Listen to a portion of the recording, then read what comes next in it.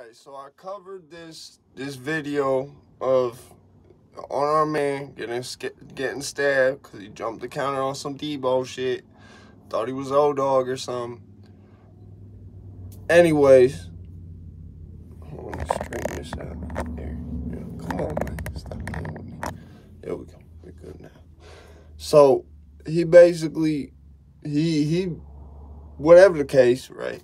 And I point out like, hey, look, these designer brands, I told you this was gonna be happening. And keep in mind, if those was Amiri jeans too, like that's the you notice how he said it, right? He goes, who had no apparent job. You see what I'm saying? Like, he just trying to automatically slander and insinuate that this motherfucker stole the shit, was trapping, whatever the case may be. You see what I'm saying? Which isn't cool.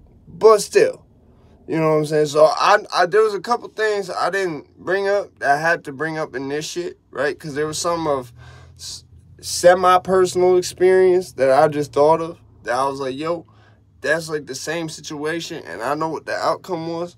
So I'm going to roll the little bits of the clip. To a neighborhood convenience store in Harlem in New York City. Austin's girlfriend had just had a dispute with the clerk in the store. The clerk was a 61-year-old Dominican immigrant called Jose Alba. The woman wanted a bag of potato chips, but there was no money left on her government-issued food stamp card. So the woman became enraged and went and got her boyfriend. This is why it's true when they say motherfuckers will kill you quicker over a bitch than over a brick. Notice how this whole situation wouldn't have happened if she ain't go back and get her boyfriend. Her boyfriend wouldn't be dead. Now, the boyfriend, Austin Simon, had a long history of violent crime. Simon had spent at least 3 years in prison for assault. There's more. I can't call it defamation because, and this is something for people like Queensflip to learn about real quick. When it's in documentation, court documentation especially, like there's paperwork, there's proof that this really, really happened, news articles, whatever the case. News articles is a little sketchy because they'll use the word fuckery. They'll say, okay, for example, with me, there's a charge I got charged with, and I was never convicted on it. It still pops up. Like, you Google my government, that shit pops up like that's the whole first and second pages that, and it says was charged with. And they're not lying. Because I was charged with it. However, it was a bogus charge the police made up. So here's my thing. They're not really slandering or defaming his character, but they is. But they're able to do it without it being defamation. Because it's shit that really, it's fact. You see what I'm saying? Anyways. His most recent parole expired last May. Though Simon had no apparent job, he was wearing a $300 designer T-shirt and a gold earring. Know the prices like that. Damn, it's a $300 T-shirt. You can't tell what them jeans is, bro. If them's Amiris too, woo! And they trying to say my man ain't had no job. See, but the thing is, they can't get in trouble for that. Like I said, because it's like shit that you could document. You could say this is facts. There's proof verified behind this. He did not have no job. We checked his earning statements. We went to the IRS and we went to the Social Security and we went to his whatever banks was around, see if he existed. He ain't exist. You see what I'm saying? Whatever the case may be, with Social Security, you automatically exist. But you feel what I'm saying? Like, so they basically, or they just asked the family, was like, hey, what was he doing before? You know what I'm saying? Just casually, you know what I'm saying? And in the end, they used it just to slander his name. So, without slandering his name.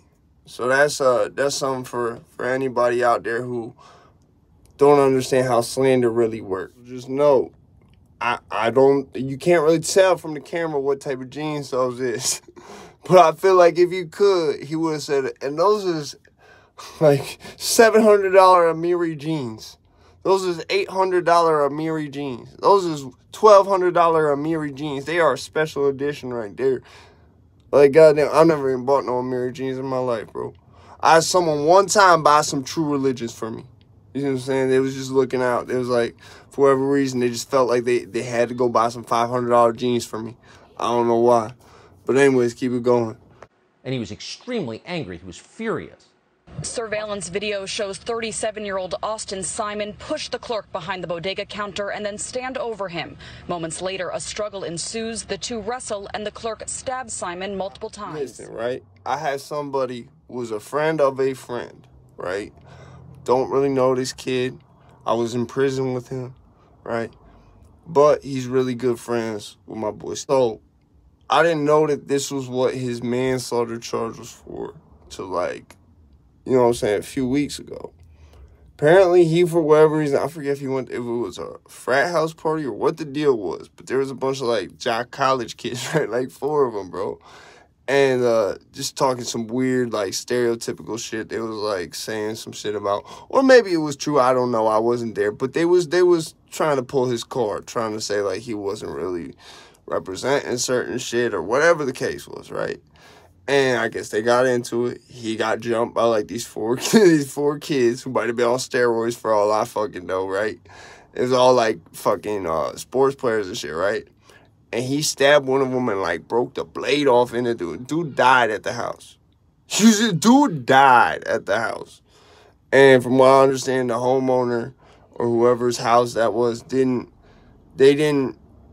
immediately call 911. And, like, people feel like there should be some culpability for that.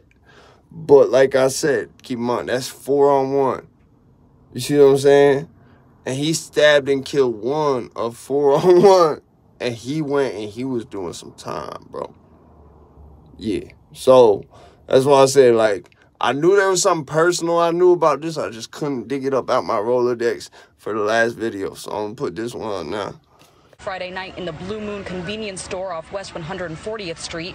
He later died at the hospital, and police arrested the deli clerk, 51-year-old Jose Alba, for second-degree murder. Alba's 61, by the way. He's every bit as old as he looks.